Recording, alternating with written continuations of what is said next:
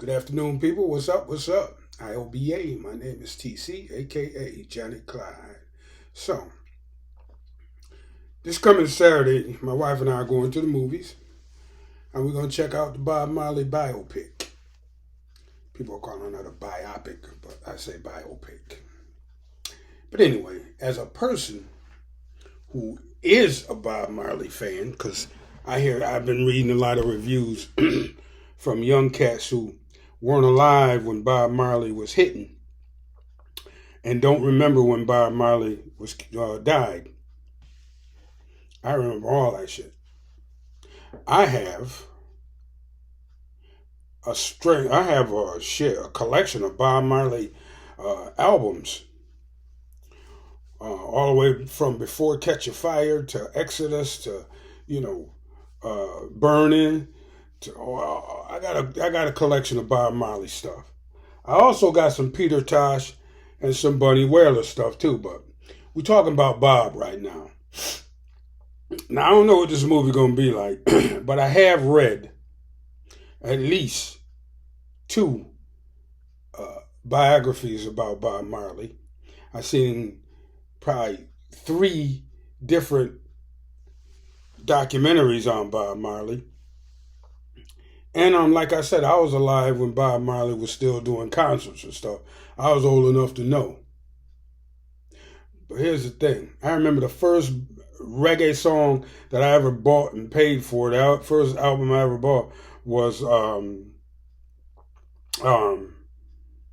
Coming In From the Cold. That was the first song that I played when I bought the album. Shout out to my girl Vicky. Rest in heaven. Because she's the one who told me which one to pick up. She was like, shit, you can't go wrong. So I just bought it. And I took it home and I played it. And I played Bob Marley every day, and especially on Sunday. And sometimes I still open my garage doors and blast Bob Marley's music up and down my street. Because to me, Bob, for all his faults and frailties and humanness, was a great, great man. And like I said, he had his problems and his frailties and his weaknesses, and so did every other great man. You know what I mean? So did every other great man. But I don't think his life can be encapsulated in one, hour and a half film.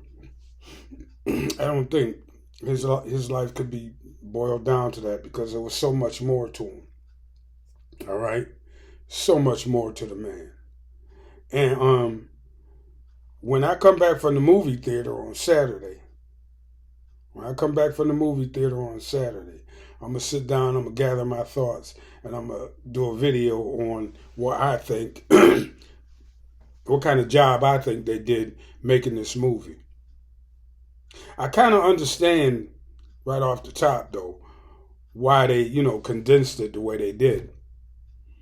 Because it was a lot. You could probably make 4 or 5 movies about Bob Marley and his life, and none of them would be the same.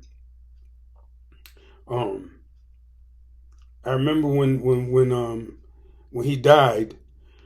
I remember when he died. I cut the newspaper clippings out. I probably still got them in there somewhere. I'm gonna dig them up because I think I still got the clippings from 1981 when he died. But me and a couple of other Rasta brethren, we was all stunned by that shit. And I know how he died. I know the story that they gave, but I know how he died. I know why he died. Why did he die, TC? He died.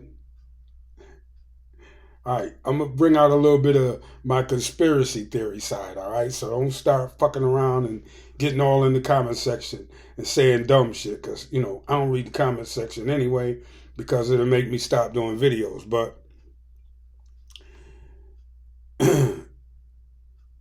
I really believe the CIA killed him.